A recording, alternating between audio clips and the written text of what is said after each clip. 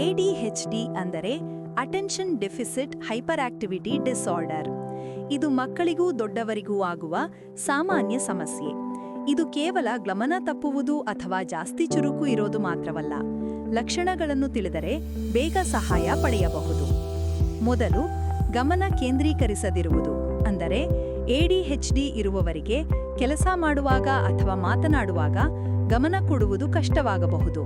ಅವರು ಶಬ್ದ, ಸುತ್ತಮುತ್ತಲಿನ ಜನ ಅಥವಾ ತಮ್ಮದೇ ಆಲೋಚನೆಗಳಿಂದ ಡಿಸ್ಟ್ರಾಕ್ಟ್ ಆಗುತ್ತಾರೆ. ಶಾಲೆಯ ಕೆಲಸ, ಮನೆ ಕೆಲಸ ಅಥವಾ ಆಫೀಸ್ ಕೆಲಸಗಳನ್ನು ಮುಗಿಸಲು ಕಷ್ಟಪಡುವರು. ಕೀಲಿಗಳು, ಫೋನ್, ಪುಸ್ತಕಗಳಂತೆ ದಿನನಿತ್ಯದ ವಸ್ತುಗಳನ್ನು ಹೆಚ್ಚಾಗಿ ಮರೆತು ಕಳೆದುಕೊಳ್ಳುತ್ತಾರೆ. ಮರೆವಿನ ಸ್ವಭಾವ ಜಾಸ್ತಿ ಇರುತ್ತದೆ ಹಾಗೂ ಕೆಲಸಗಳನ್ನು ಪ್ಲಾನ್ ಮಾಡುವುದು ಅಥವಾ ಸಮಯ ಕಾಯ್ದಿರಿಸುವುದು ಕಷ್ಟವಾಗುತ್ತದೆ.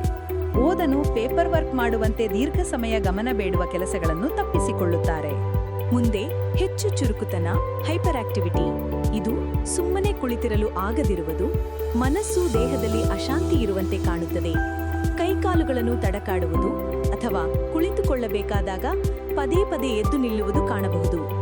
ಜಾಸ್ತಿ ಮಾತನಾಡುವುದು ಅಥವಾ ಶಾಂತವಾಗಿ ಆಟವಾಡುವುದು ಅಥವಾ ವಿಶ್ರಾಂತಿ ಪಡೆಯುವುದು ಕಷ್ಟವಾಗುತ್ತದೆ. ಕೊನೆಗೆ ಆಲೋಚಿಸದೆ ಮಾಡುವುದು, ಇಂಪಲ್ಸಿವಿಟಿ.